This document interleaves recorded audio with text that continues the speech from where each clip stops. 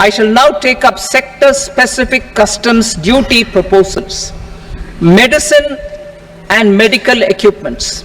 To provide relief to cancer patients, I propose to fully exempt 3 more medicines from customs duties.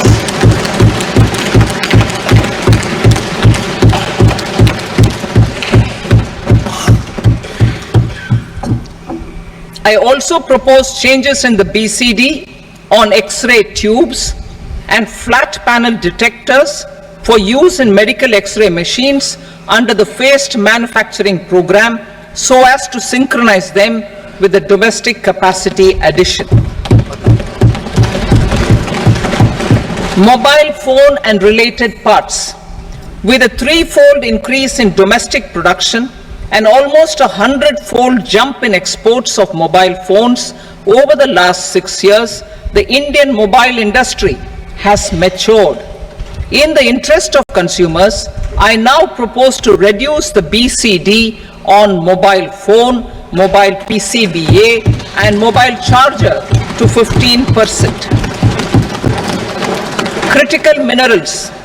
Minerals such as lithium, copper, cobalt and rare earth elements are critical for sectors like nuclear energy, renewable energy, space, defense, telecommunications and high-tech electronics.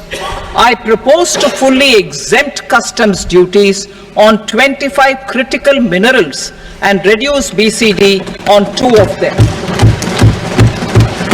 This will provide a major fillip to the processing and refining of such minerals and help secure their availability for these strategic and important sectors. Solar energy. Energy transition is critical in the fight against climate change. To support energy transition, I propose to expand the list of exempted capital goods for use in the manufacture of solar cells and panels in the country. Further, in view of sufficient domestic manufacturing capacity of solar gas, glass and tinned copper interconnect, I propose not to extend the exemption of custom duties provided to them. Marine products. India's seafood exports in the last financial year touched an all-time high of more than 60,000 crores of rupees. Frozen shrimp accounted for about 2/3 of these exports. To enhance their competitiveness, I propose to reduce BCD on certain broodstock, polychaete worms, shrimp and fish feed to 5%. I also propose to exempt customs duty on various inputs for manufacture of shrimp and fish feed. Leather and textile. Similarly, to enhance the competitiveness of exports in the leather and textile sectors, I propose to reduce BCD on real down-filling material from duck or goose. I am also making additions to the list of exempted goods for manufacture of leather and textile garments, footwear and other leather articles for export. To rectify inversion in duty, I propose to reduce BCD subject to conditions on methylene diphenyl diisocyanate MDI for manufacture of spandex yarn from 7.5 to 5%. Furthermore, the export duty structure on raw hides, skin and leather is proposed to be simplified and rationalized. Precious metals. To enhance domestic value addition in gold and precious metal jewelry in the country, I propose to reduce customs duties on gold and silver to 6% and that of platinum to 6.4%. Other metals. Steel and copper are important raw materials. To reduce their cost of production, I propose to remove the BCD on ferronickel and blister copper. I am also continuing with nil BCD on ferrous scrap and nickel cathode and concessional BCD of 2.5% on copper scrap. Electronics. To increase value addition in the domestic electronics industry, I propose to remove the BCD subject to conditions on oxygen-free copper for manufacture of resistors. I also propose to exempt certain parts for manufacture of connectors. Chemicals and petrochemicals. To support existing and new capacities in the pipeline, I propose to increase the BCD on ammonium nitrate from 7.5% to 10%. Plastics. PVC flex banners are non-biodegradable and hazardous for environment and health. To curb their imports, I propose to raise the BCD on them from 10 to 25%. Telecommunication equipment.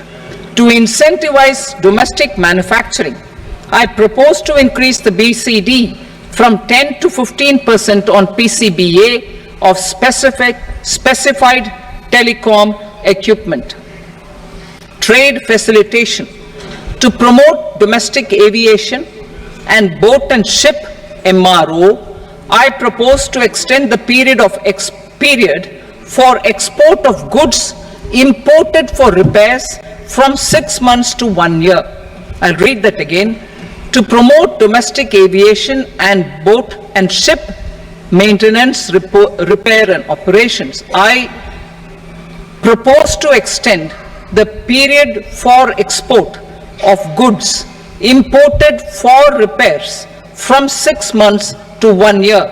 In the same vein, I propose to extend the time limit for re-import of goods for repairs under warranty from 3 to 5 years.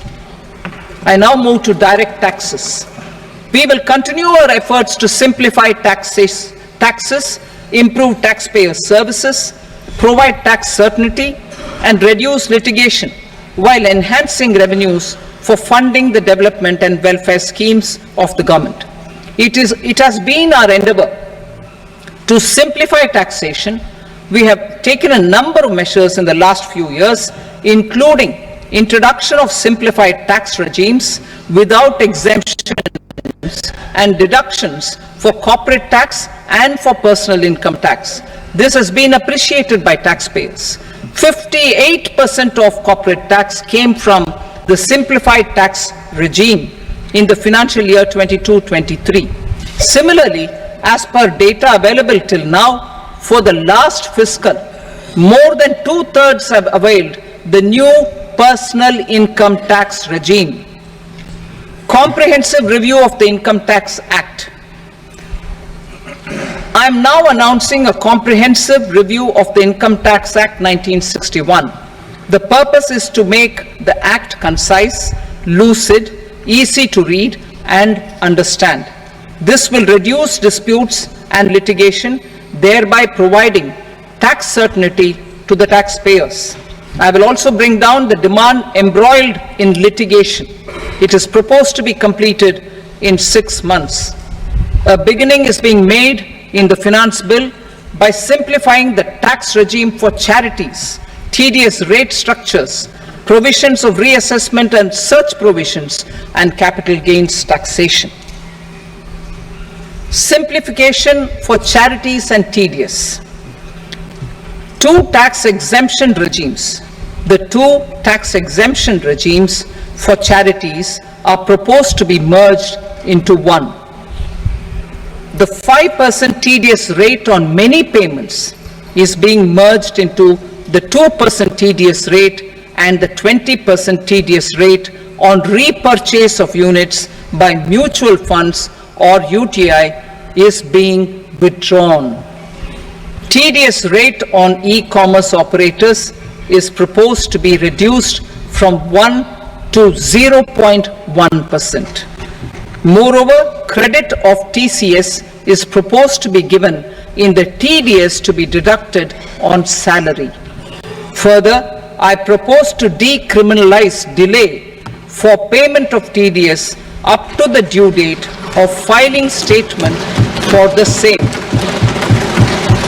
I also plan to provide a standard operating procedure for TDS defaults and simplify and rationalize the compounding guidelines for such defaults. Simplification of reassessment. I propose to thoroughly simplify the provisions for reopening and reassessment. An assessment hereinafter can be reopened beyond 3 years from the end of the assessment year only if the escaped income is 50 lakh rupees or more, up to a maximum period of 5 years from the end of the assessment year. Even in such cases, a time limit of 6 years before the year of the search, as against the existing time limit of 10 years, is being proposed. This will reduce tax uncertainty and disputes. Simplification and rationalization of capital gains. Capital gains taxation is also proposed to be hugely simplified. Financial assets and all non-financial assets shall continue to attract the applicable tax rate. Long-term gains on all financial and non-financial assets, on the other hand, will attract a tax rate of 12.5%. For the benefit of the lower and the middle income classes, I propose to increase the limit of exemption of capital gains on certain financial assets to 1.25 lakh rupees per year. Listed financial assets held for more than a year will be classified as long-term, while unlisted financial assets and all non-financial assets will have to be held for at least 2 years to be classified as long-term. Unlisted bonds and debentures, debt mutual funds, and market-linked debentures, irrespective of holding period, however, will attract tax on capital gains at applicable rates. Taxpayer services. All the major taxpayer services under GST and most services under customs and income tax have been digitalized. All remaining services of customs and income tax, including rectification and order giving effect to appellate orders, shall be digitalized and made paperless over the next 2 years. Litigation and appeals. While our concerted efforts to reduce pendency of appeals at various appellate fora are beginning to show good results, it will continue to engage our highest attention. To dispose of the backlog of first appeals, I plan to deploy more officers to hear and decide such appeals, especially those with large tax effect. For resolution of certain income tax disputes pending an appeal, I am also proposing Vivad Se Vishwas Scheme 2024. Further, I propose to increase monetary limits for filing appeals related to direct taxes, excise, and service tax in the tax tribunals, high courts, and Supreme Court to 60 lakh rupees, 2 crore rupees, and 5 crore respectively, with a view to reduce litigation and provide certainty in international taxation. We will expand the scope of safe harbor rules and make them more attractive. We will also streamline the transfer pricing assessment procedure. Employment and investment. I have a few proposals to promote investment and foster employment. First of all, to bolster the Indian startup ecosystem, boost the entrepreneurial spirit, and to support innovation, I propose to abolish the so-called angel tax for all classes of investors. Second, there is tremendous potential for cruise tourism in India. To give a fillip to this employment-generating industry, I am proposing a simpler tax regime for foreign shipping companies operating domestic cruises in the country. Third, India is a world leader in the diamond cutting and polishing industry, which employs a large number of skilled workers. To further promote the development of this sector, we would provide for safe harbor rates for foreign mining companies selling raw diamonds in the country. Fourth, to attract foreign capital for our development needs, I propose to reduce the corporate tax rate on foreign companies from 40 to 35%. Deepening the tax base. I have a couple of proposals for deepening the tax base.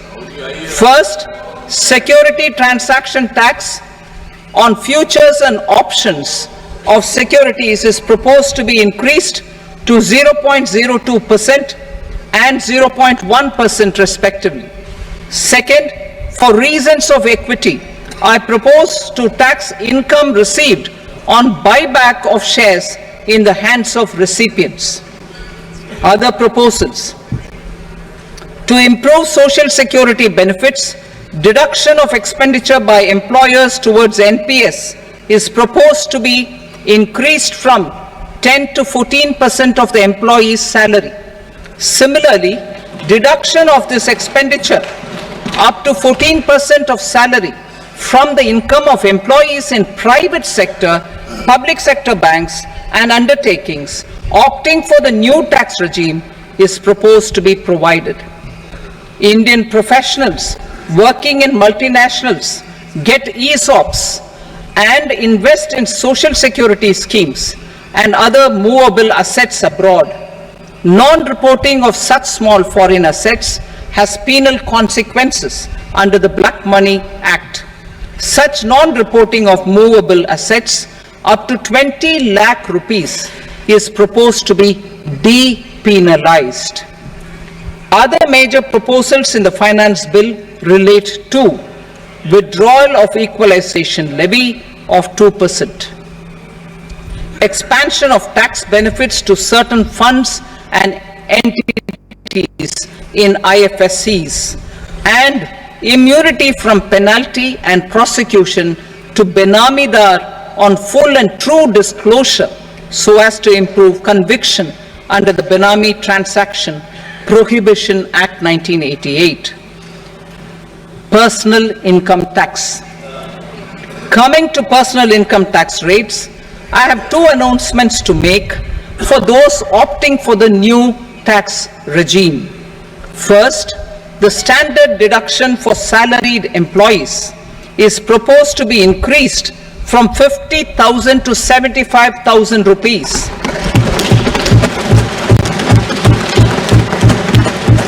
Similarly, deduction on family pension for pensioners is proposed to be enhanced from 15,000 to 25,000 rupees. This will provide relief to about 4 crore salaried individuals and pensioners.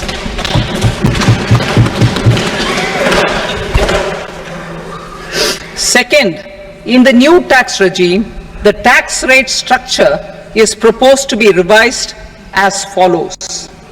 0 to 3 lakh rupees, nil. 3 to 7 lakh rupees, 5%. 7 to 10 lakh rupees, 10%. 10 to 12 lakh rupees, 15%. 12 to 15 lakh rupees, 20%. And above 15 lakh rupees, 30%. As a result of these changes, a salaried employee in the new tax regime stands to save up to 17,500 rupees in income tax.